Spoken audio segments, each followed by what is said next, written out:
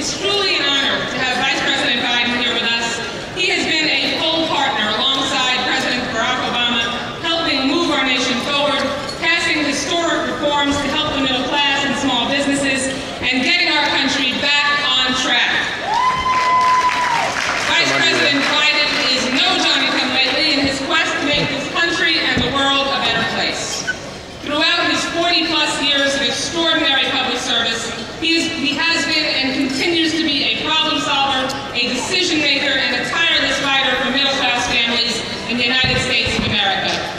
So we are just so thrilled to have him here tonight. And let me just share with you how particularly thrilled I am, because I was a young girl at the University of Florida in 1988 when I signed up for Joe Biden for President's campaign and worked the University of Florida campus, and I am so proud to be able to be here working the United States of America to make sure that Barack Obama and Joe Biden go back to the White House to help move this country in the direction that we know it needs to go. So Vice President Biden, on behalf of all of us here this evening, thank you for your inspiring leadership and your public service on behalf of the President and all Americans. My fellow Florida Democrats, I'm here because we have got some important work to do in Florida over the next 12 months, don't we? In 2012, first and foremost, we need to send President Obama and Vice President Biden back to the White House for a second term to ensure that we continue to move America forward. We must also make sure to re-elect Bill Nelson to the United States Senate. Senator Nelson is a proven leader for working families here in Florida and a critical voice for our state's many seniors. From everybody's protection to consumer protection, Senator Nelson has been there for us, and we need to be there for him. And we will be. Are you with me, Florida Democrats?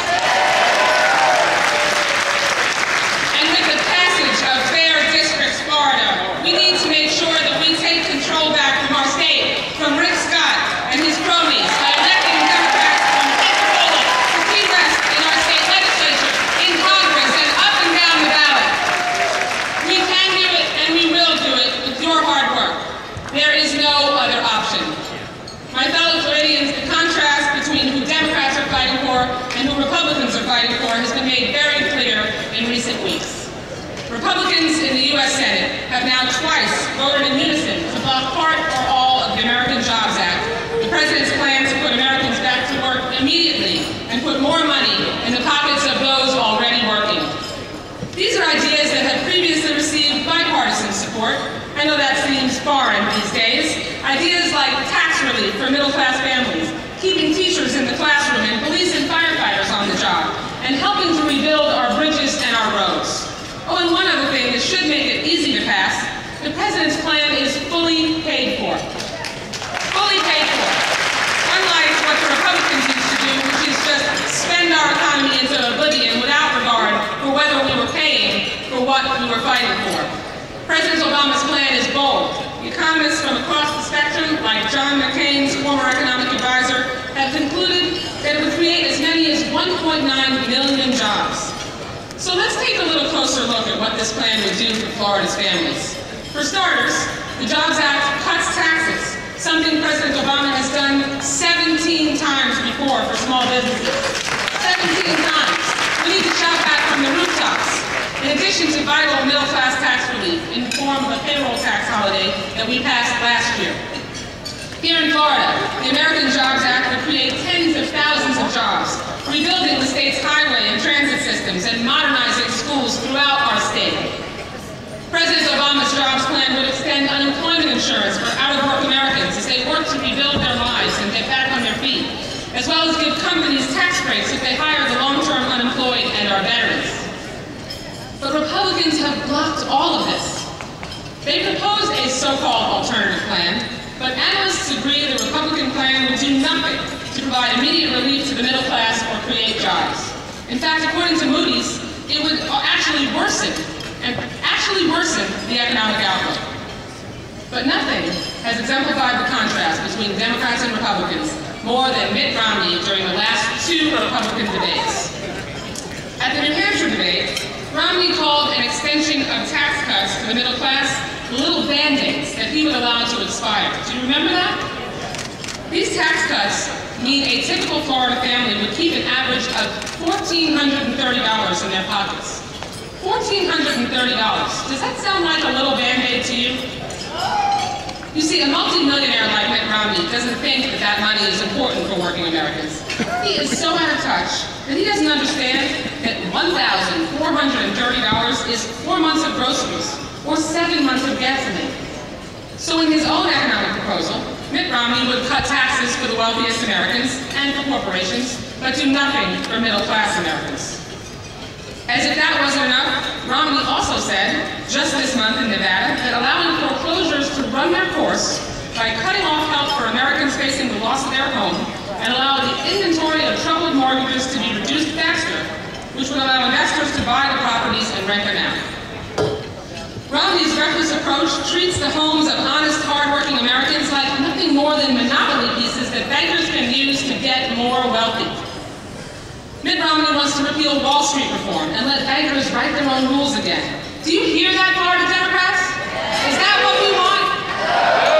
And he wants to provide the wealthiest Americans more generous tax breaks, all while telling homeowners struggling to pay their mortgages that they are on their own. To put it simply, this is unacceptable. I'm counting on you, Florida Democrats, to tell your friends and neighbors the truth about these outrageous and harmful proposals. As the President emphasized earlier this week when he announced new executive actions that his administration is taking to help our economy grow now, we can't wait. We can't wait for Republicans in Congress to get off the dime and keep obstructing efforts to create jobs now. We have a responsibility to the American people to help them get back to work now and get back on their feet. They simply cannot wait. And let me be clear on this point. President Obama is fighting to create jobs and grow our economy. He has accomplished so much in his time in office, and we need to sing that from the rooftops. We need to tell every Floridian, every American about this president's incredible record of accomplishment. The best record of legislative accomplishment in decades.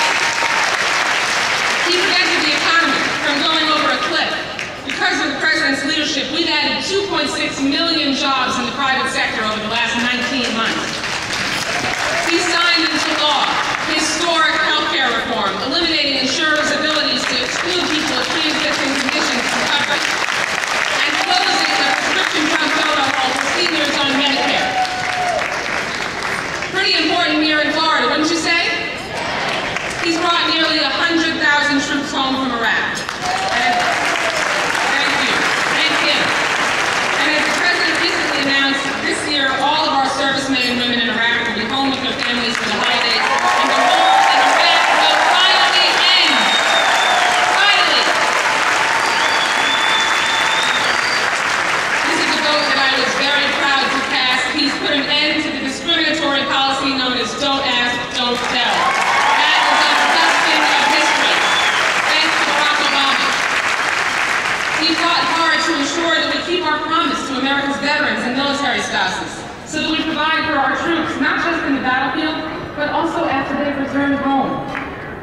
And ladies, he's enacted the Lilly Ledbetter Fair Pay Act to help women get the equal pay that we deserve, and we'll compete behind it, so we can make sure that we hold employers who don't treat us fairly feet to the fire.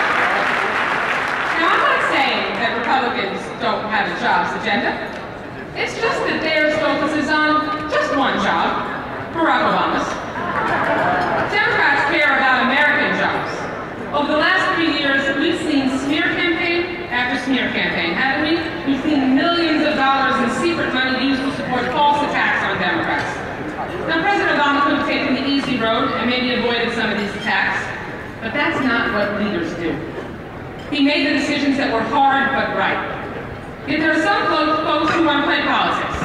They'd rather wait until the 2012 elections and ignore the millions of Americans who are struggling now to make ends meet. Well, as the President has said, the next election is a year away. And if you're living week to week, paycheck to paycheck, you don't have a year to wait. We can't wait, can we? I say to Republicans here in Florida, in Washington, and on the campaign trail, take down the roadblocks, come to the negotiating table, and stop playing partisan politics so that we can get this done right now and get this economy back on track and do it together. But if you don't, we'll do it without you. Florida Democrats, we did our job in 2008. We job is not complete. The challenges that we face weren't created overnight, and they won't be solved overnight. In President Obama's second term, now doesn't that sound good? Sounds good to me. We need to keep building an economy where every American can find a good job that pays the bills and lets them get ahead. We need to end our dependence on foreign oil and take bigger steps to fight climate change and global warming. We need to keep rebuilding our infrastructure, improving our public schools, and implementing healthcare reform. But that's the question before us today. Will we do these things? Will we? Yes! Of course we will. But we need to fight hard all the way to November 6th of 2012. Over the next year, we're going to have a debate between competing political parties. But more than that, we're going to have a debate between competing priorities. So let me take a moment to tell you as an American and a Floridian what my priorities are. As a mother, I believe a child needs an education more than a millionaire needs a tax break. As a representative for many retired Americans living here in the beautiful Sunshine State, I believe that protecting Medicare for seniors is more important than protecting subsidies for corporate jets. As a wife, a neighbor, and a friend, I believe that our government's message to the middle class should be, we're on your side, and not, you're on your own.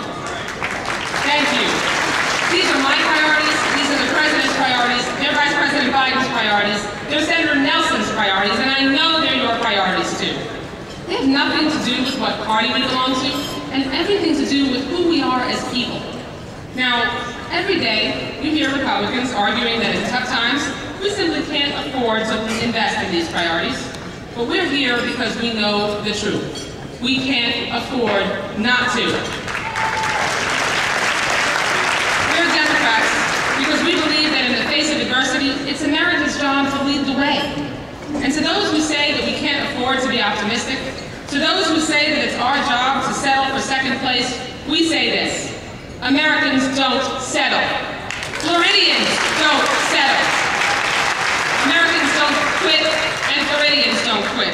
And as long as President Obama is in the White House, their government won't quit on them. Now I don't know about you, but these seem like common sense principles to me. Nothing radical here. My fellow Democrats, over the next year, there will be ups and there will be downs. There are going to be days when it feels like we can't do anything wrong, and days when it feels like we can't do anything right. But here is my promise to you. No one is going to outwork us. No one. Now I can't keep that promise by myself. I need you to help me keep it. We need to work harder than you've ever worked before. Now is the time to roll up your sleeves, make those phone calls, knock on those doors, dig deeper into your pocket than you ever thought you could. Make sure that you hoist Floridians on your shoulders and carry them through the streets. Go door to door, neighbor to neighbor. Talk about the difference that we have in America, the direction that we could go if we continue down the path that Barack Obama and Joe Biden have taken us. The path to prosperity, the path that fights for the middle class and gives them a chance to succeed. Or we could go backwards to the days when corporate America was allowed to write their own rules, to the days when it was the priority of the government to keep the wind at the backs of the wealthiest and most fortunate Americans. Do you want to go back there? Well, I sure don't. Folks, do you remember 2008 on election night? I remember the incredible feeling that I had. It was a historic election. Well, 2008 was historic. We'll finish what we started in 2008, and we will take Florida and America in a new and better direction. Florida Democrats, we need you. The President and the Vice President need you. Bill Nelson needs you, and I need you to help deliver Florida in 2012 and keep us blue once again. And it won't be Democrats that we need to victory, because every American will win. So like I said, 2008, that election night was historic. But if you don't want to go backward, if you want to make sure that we can move forward and give everyone a fair chance and make sure that the next generation, that my children and your children have a fair shot at the American dream, remember 2008 is historic, but let's make 2012 personal. It's personal. On